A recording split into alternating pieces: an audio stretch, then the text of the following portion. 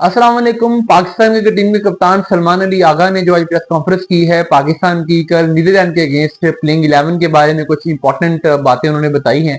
कुछ important decisions किए गए हैं जो उन्होंने शेयर किए हैं, उस पर भी मैं इस वीडियो में बात करूंगा। इसके अलावा एक प्लेयर हैं जिनकी 24 लाख पिछले सीजन में सैलरी थी और इस दफा उन्होंने अपनी फ्रेंचाइज से 5 करोड़ रुपए मांग लिए।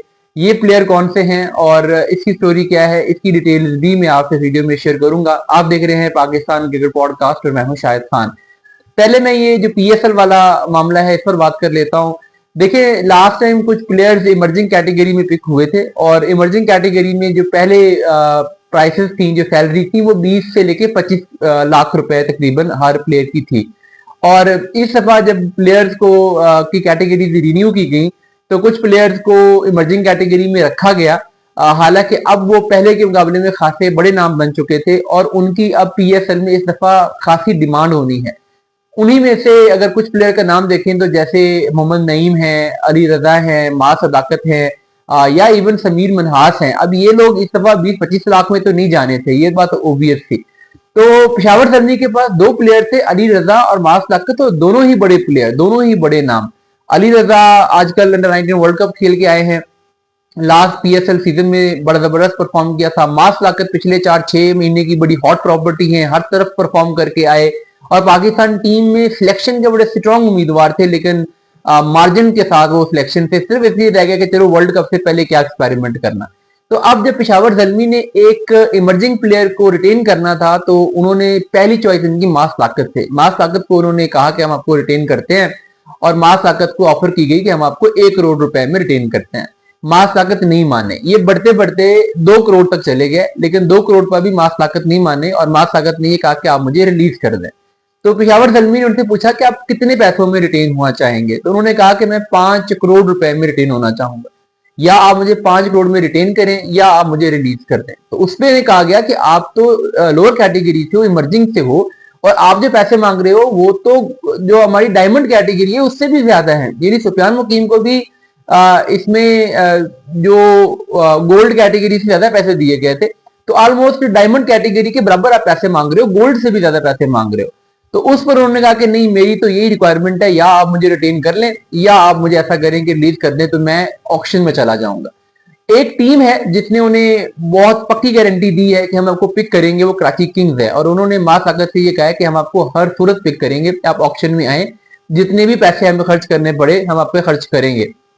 अब मां ताकत उनके भरोसे पे आगे हैं, लेकिन उनके साथ भी यहाँ आके कहीं मोए मोए ना हो जाए। मतलब आप उनको ले आते हैं यहाँ पे आके, अपने बजट को देखते हुए आप उनके उस तरीके से इन्वेस्टमेंट नहीं करते और वो उतने में नहीं बिक पाते जितना उनको तवक्को है, तो जाहिर है कि उनको भी फील होगा कि यार मेरे साथ चीट किया गया है। लेकिन ये ऑक्शन में होगा, बहुत सारे प्लेयर ऐसे होंगे जो कि आप हम उन्हें अंडर वैल्यू कर रहे हैं लेकिन वो ऑक्शन में बहुत महंगे चले जाएंगे, और कई प्लेयर ऐसे भी होंगे जिनके बारे में हमें लगता है कि ये बड़े महंगे जाएंगे, लेकिन ऑक्शन में जब उनकी बारी आएगी तो टीमों के पास पर्स इतना कम रह चुका होगा कि वो उनको उस महंगे दामों नहीं लेंगे। तो ये चीज हमेशा हो जाती है। तो मां ताकत बहरहाल अब 2 करोड़ उनको जलमी ने फाइनल ऑफर की थी, उसमें तो वो नहीं आए थे। अब होपफुली कि कोई और टीम ऑप्शन में उन्हें 2 करोड़ से ज्यादा ले ले, लेकिन वो कोई 5 करोड़ के करीब की तो कर रहे थे, जिसकी वजह से फिर अली रजा को 2 करोड़ रुपए देकर रिटेन कर लिया गया और मास ताकत को फिर रिटेन नहीं किया गया। जो दूसरी आज की स्टोरी, सलमान अली आगा की प्रेस कॉन्फ्रेंस हुई और उनसे 3 चीजें इसमें पूछी गई। एक तो नंबर 3 की बैटिंग पोजीशन के बारे में पूछा गया और उस पर उन्होंने कंफर्म किया कि वो खुद ही नंबर 3 पे खेलेंगे, बाबर आजम नंबर 3 पे नहीं खेलेंगे, बाबर 4 पे खेलेंगे। तो जो पाकिस्तान ने पिछली सीरीज से एक मॉडल अडॉप्ट किया हुआ है, सलमान अली आगा 3 पे और बाबर 4 पे, पाकिस्तान की टीम T20 वर्ल्ड कप में उसी पर स्टे करने जा रही है। तो ये जो भी स्पेकुलेशन थी कि ये चेंज हो सकता है, बाबर 3 पे आ सकते हैं, उनको किल कर दिया है सलमान अली आगा ने ये कह के ये 3 पे वो खुद ही खेलेंगे।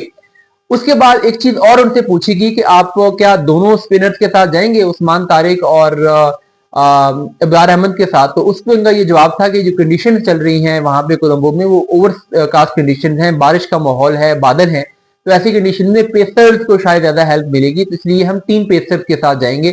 यानी उस्मान तारिक आपको पाकिस्तान की प्लेइंग 11 में नजर नहीं आएंगे, इब्रार अहमद होंगे, साथ में 2 प्रॉपर पेसर और एक फहीम अशरफ हो सकते हैं। फहीम अशरफ के साथ जाएंगे या तीसरा भी पाकिस्तान सलमान मिर्जा को शायद खिला ले, लेकिन 3 फास्ट बॉलिंग ऑप्शन के साथ और साथ में एक रेगुलर स्पिनर इब्रार अहमद के साथ पाकिस्तान जाएगा। ये भी उन्होंने कंफर्मेशन कर दी है। इसके अलावा उन्होंने ये कहा कि हम फखर जमान और ख्वाजा नाफे और उस्मान खान, इसमें भी उन्होंने बात की। तो उस्मान खान के बारे में उन्होंने कहा कि हमारा जो फर्स्ट चॉइस कीपर बैट्समैन है वो उस्मान खान ही होंगे, तो नंबर 5 पर भी उस्मान खेलेंगे, ख्वाजा नाफे या फखर जमान नहीं खेलेंगे। तो ये कुछ चीजें थी जो उन्होंने आज की प्रेस कॉन्फ्रेंस में क्लियर की हैं, जिससे हमें पाकिस्तान की प्लेइंग 11 और पाकिस्तान की जो स्ट्रेटजी है इस T20 वर्ल्ड कप में जाते हुए उसके बारे में कुछ क्लैरिटी मिलती है।